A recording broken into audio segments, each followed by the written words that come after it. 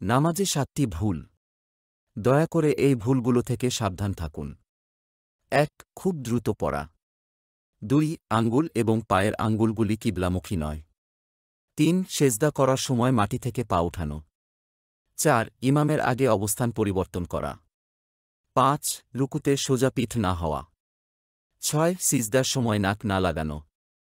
7. সিজদার সময় কোনোই মাটিতে স্পর্শ করা, যখন না হওয়া উচিত। Please forward. এটাই হবে আপনার সাদাকাহ জারিয়াহ।